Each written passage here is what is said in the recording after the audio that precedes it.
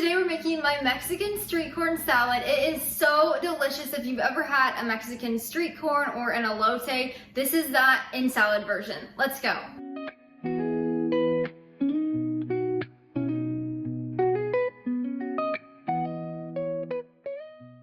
The inspiration behind this recipe is my husband and I visited Mas Tacos here in Nashville about a year ago, and it was our first time having elote or Mexican street corn. It was so good. If you're ever here in the Nashville area, I highly recommend stopping in and grabbing one at Mas Tacos. But this is my version of that, but instead of being on the cob, it's in a salad form. You can find my full written recipe linked down in the description below. Just click that link. It'll take you over to my blog where you can print and save this recipe at any time. To get started, we're gonna need to grab a few things and then we're gonna head over to the stovetop. To get started, you want to add 1 teaspoon of avocado oil to a medium-sized skillet and we'll heat that over medium heat. Now, once your pan is hot, you're gonna add in 1 cup of frozen or fresh corn. I always like to use organic. And then we're just gonna stir this around, and then we're gonna cook this corn on medium heat for about 5 to 10 minutes, depending on if you're using fresh or frozen corn, until the corn is fully cooked and turning a little bit golden brown. You'll want to stir this occasionally so it doesn't burn or stick.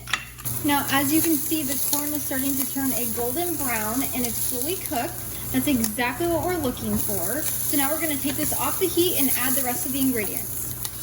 So our corn has cooked for 5 minutes. As you can see, it's slightly golden brown, so I took it off the heat and moved it over to this burner. And now we're gonna add our other ingredients. So first we'll add in 2 tablespoons of mayo. Now I highly recommend using an avocado oil mayo that has clean ingredients. I always like to use the Chosen brand. So that's what I use, but you can use any. Next we'll add in 2/3 of a cup of crumbled cotija cheese. So you can crumble cotija cheese with your hands or you can use a cheese grater, and this gets very fine crumbles. Next, we'll add in 1/2 teaspoon of sea salt. And finally, we'll add in cayenne pepper. Now, we're just gonna stir this together.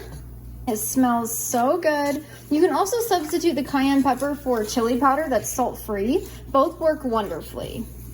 So we're gonna also add in 1/2 lime juiced, about 1 teaspoon or so. And then we're just gonna give that a quick stir. And that is how you make my Mexican street corn salad. It looks so delicious. It smells amazing. Let's give it a try. I cannot wait to dig in. I love this stuff.